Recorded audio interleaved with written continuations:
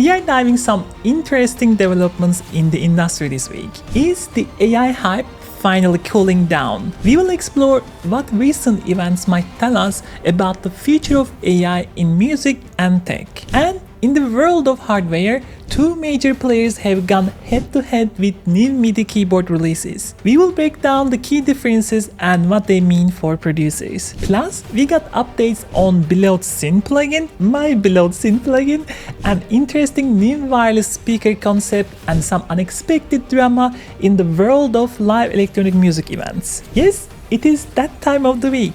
It is time to tune in.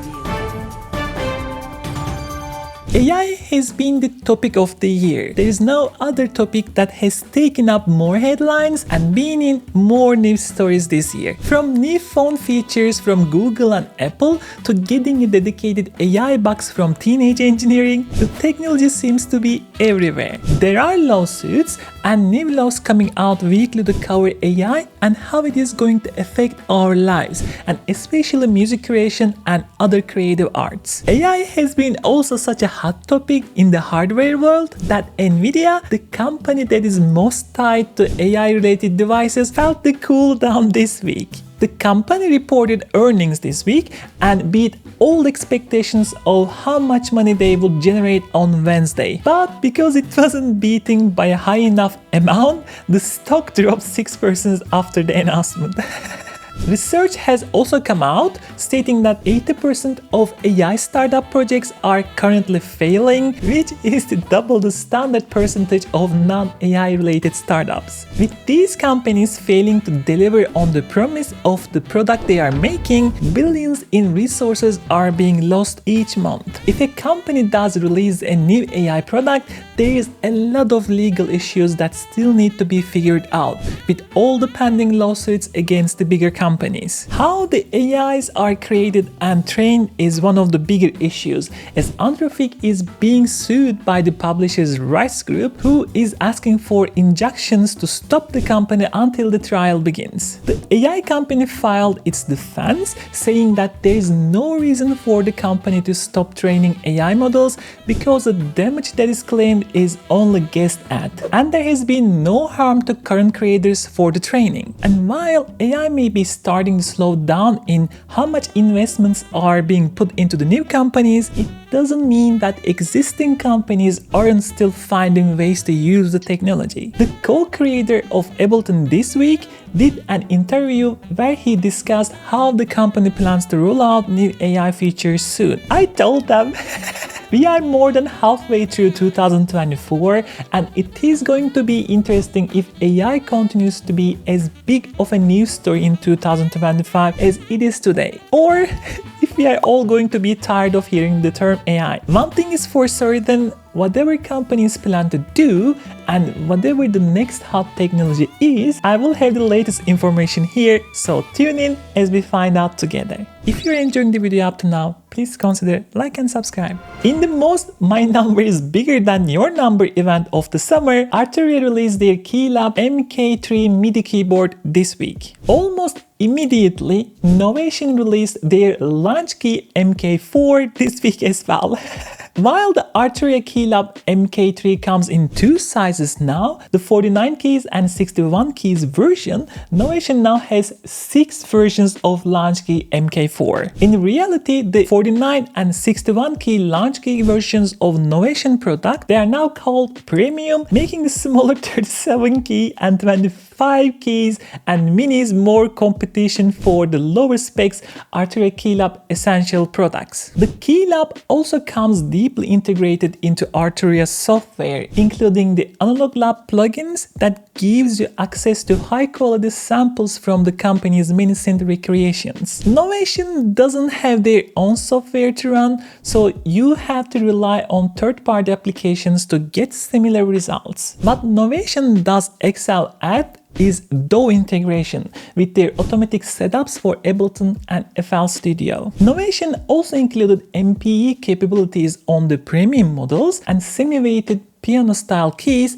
which makes those models valid replacements for the SL models. Arturia's products strangely left out MP capabilities, which is odd considering similar priced MIDI keyboards have had MP for years now. The Arturia models also include an LCD screen that can present what instrument you have it linked to without needing to look up at your computer screen, something the Novation products won't be able to. Both keyboards are getting solid reviews, and with added knobs, faders and pads, these controllers are meant to make working in your DAW less boring and more creative. So let me know in the comments below, which would you spend your money on? The Keylab or the Launch Key, and why? Everyone knows my love of Diva. Not that I myself is one. I have made preset packs which you can buy at the links below and done so many YouTube videos showing off the power of the synth. So when new features get added, it is an exciting day for music producers, in my opinion at least. This week, Yuhi released a free update for Diva, Hive 2, Ace and Basil that include two features that LDOF users have been asking for. The first is MP capabilities. So now, if you do buy the Novation Launch Key products in the previous story, you can play with all the expressions. Another interesting feature is being able to play with the synth using your other keyboard. That is called key control, and it is a way to navigate the synth using the letter keyboard you typically use to write passive-aggressive emails to your boss. This allows you to select a knob and adjust it using the plus-minus buttons or navigate around the synth without the need of a mouse, which is a bit weird if you ask me. The key control and MP features were announced a month ago on KVR forums, but don't feel left out if you didn't know, as just 1200 people viewed the original post launching the features. I guess Yuhi needs to figure out a bigger launch platform so that these announcements get better publicity. So, Ulfi, if you are listening, let's talk. I know a couple of things about announcing stuff. Be honest. Tell me how big your box of spare wires is that you keep in your storage for just the right moment when you might need that headphone to RCA splitter. Musicians could probably be called cord collectors, as any studio will have a mess of cables running around the room unless it is being a custom build to hide the wires at the first place. I have an idea. Doing a cable routing should be an Olympic sport in 4 years. Not bad, eh? While Bluetooth technology has done wonders to try to eliminate wires from the different audio setups, using the technology is typically seen as a no-no. From added latency to concerns about audio quality, producers have been slow to adapt speakers that don't plug into something. You got the plug. Audio-Technica would like to try to change that with their AT-SP3X. While they are not going to overpower you with bass, because they have just 3-inch woofer, they can work in rooms that need to conserve space. The speakers allow have multi-point pairing, which allows them to be connected to multiple devices at the same time. So you can swap back and forth from your laptop to your cell phone probably. And finally, the speakers come with an RCA cable. Wait, what? I thought these were wireless? They need an RCA cable to connect left and right speakers. Oh no. Oh, forget it. You can't call them wireless and that include a wire. Aren't there laws against false advertising? A little bit wireless. Or a little bit cable, a little bit wireless, you know, like a hybrid. Well, if you want to try them out, they are just $200 and are available now. Stupid wired wireless speakers.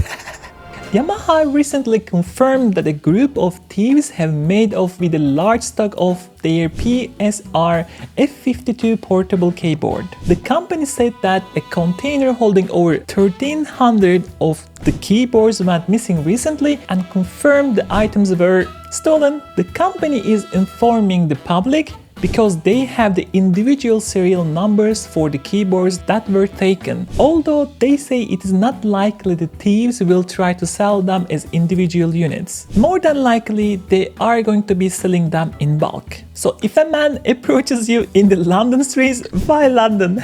Letting you know where you can get a large amount of Yamaha keyboards for a good price, I probably wouldn't be doing business with them.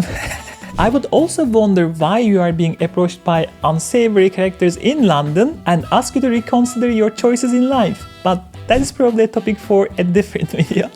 You should be in the studio anyways, why are you out? Get in, make some music. Needless to say, don't trust anyone who knows how to get a large amount of Yamaha keyboards for a while, or at least until Yamaha says they have located the goods. While events like Burning Man are having issues selling all the tickets they can do to their event in the desert, the UK promotion company Boiler Room is starting to have the opposite issue. Boiler Room started as a webcam that was taped to a wall that broadcast DJs and artists performing in what were spaces where the audience could get up close and personal with the booth. Their events have continued and become a worldwide sensation, with the name Boiler Room being added to the events everywhere and the style being copied globally. And now it seems that too many people are wanting the same experience. For the second time in a few months, Boiler Room has had to cancel an event due to overcrowding and safety concerns. In Seoul, Peggy Goo was scheduled to play, and just before her performance, the event had to be evacuated. This last week, Disclosure's show at Lee Valley Showgrounds experienced a surge of attendees that pushed through the entry tent. The company stated that there were just 100 tickets left to be sold, causing those that had lined up to grab tickets at the door to become unruly and try to push past security. I mean, it is cute, but come on people. Disclosure was already 5 minutes into their set when they were asked to stop and announced that it was unsafe and people needed to leave the venue. Luckily, no casualties were reported in either incident, as crowd surges can be extremely dangerous as smaller people can be pushed to the ground or crushed from the pressure of the movements. Hopefully, the company can figure out a way to keep this from happening in the future, like selling the tickets online, huh? Quick! If I ask you what rhythm makes you think of, what will be your top 5 noises that it reminds you of? If robots isn't in your top 5, first, you are lying, and second, Hollywood disagrees with you.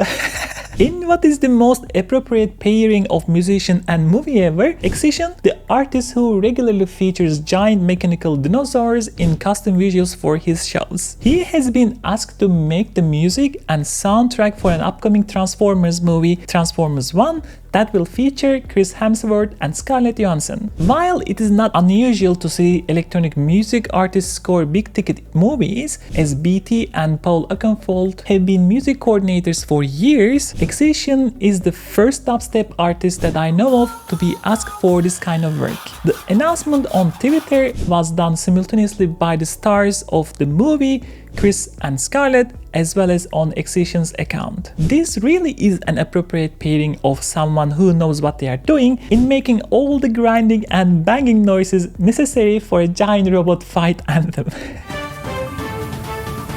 That's it everyone, it's a shorter week in the news this week, and to all my American viewers, enjoy the long holiday weekend as the summer months start to come to an end. Please tune in next week for more music news.